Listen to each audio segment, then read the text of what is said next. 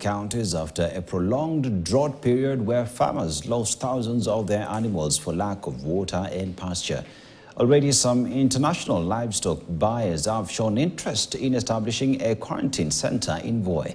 Our reporter Hezron Kimari visited these livestock markets and prepared this story. Taita Taveta County has about 30 ranches. Approximately 1 million acres is utilized for livestock keeping, wildlife conservancy and mining activities. The ranches have the potential to accommodate over 300,000 animals per year. Recently, Taita Taveta farmers exported over 1,000 live bulls to Oman. They are now challenging the county government to establish inter-county animals market. Nimeweza kuuza ng'ombe 250 pia kule Makinon, na ninafurahi sana kwamba tukiwa tunapata soko basi pia soko yetu pia inapanda juu. La muhimu ni kwamba pia hapa tulipo hatuna soko, tungeomba pia tupate soko kubwa katika hii maeneo ili wafugaji wote katika hii area tuwe wanaleta soko yao, mfugo yao katika soko ya karibu. We are here to assure that all of the animals are healthy and they are meeting our standard. As we have a quarantine system that follows up the WHO organization standardization system.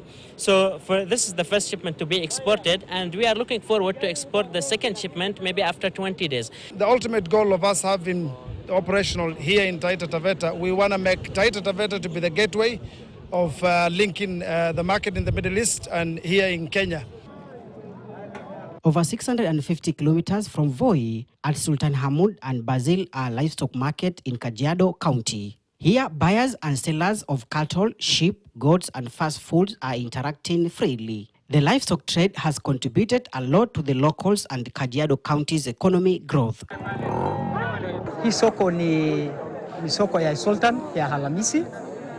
Hii ni kionjo manake tunafanyanga hii ya leo, lakini baada ya masaa kama 4 matatu ndio sisikume hizi wanyama unasiona hapa asiende soko ya mali.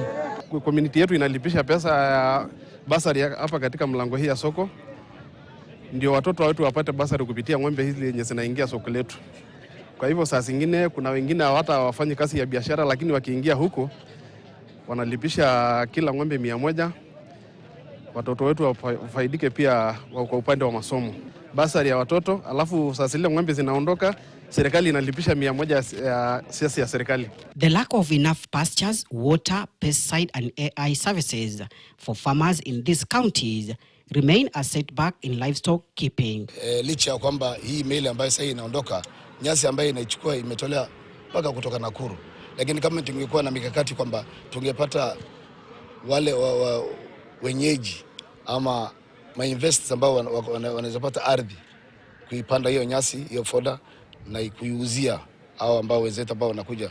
Sisi kama community wakati kula kiangazi ambayo ilikuwa imetatiza sana, kakuwa tumepata hiyo fikira sasa ya kunishua animals, kwa sababu tukiona zile mfugo tuko nayo kiangazi inakuja inakufa na zinaenda hivyo, lakini tuko na mpango mzuri ambao tunataka kuinsure mfugo zetu. Tumeanza kujikatia nyasi zetu tujiwekea ng'ombe zetu, maana wakati ya kiangazi ikifika sasa tuko tayari kwa ajili ya hiyo kiangazi, kwa sababu wengine wameshakata nyasi ya kuwekea ng'ombe zao na tumepiga fence kwa wingi sana ili ng'ombe zetu isiathiriwe na hiyo kiangazi tena.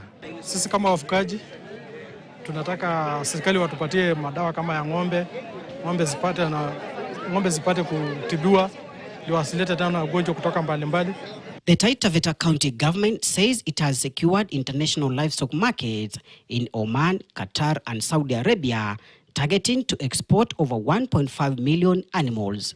Leo tunafurahi sana, tumepata wanunuzi na wametoka mbali, na pia wametuahidi ya kwamba tutaendelea hiyo biashara, lakini pia wanatuambia we have to maintain that level mpaka pia tuweke hiyo mifugo kwa hiyo kiwango, ndio pia watakuwa na hiyo ile moyo ya kuja kila wakati. Kile tumekubaliana na wawekezaji ni kwamba wanataka waje rasmi, tuje tuketi na mstahiki gavana ndani ya wiki 2-3 zijazo, tuweze kukubaliana watusaidie kuwekeza ili mifugo mingi tuwe tuna uwezo wa kuhold mifugo mingi kutoka hata maeneo mbalimbali ya kaunti hii zije zinakusanywa hapa, zinafanywa fattening. This is our first shipment and hopefully will not be the last. We are planning to export around 200,000 heads of cattle per annum, 1.2 million heads of sheep and goat. Currently, the livestock sector contributes approximately 20% to the national GDP and about 42% to the agricultural GDP.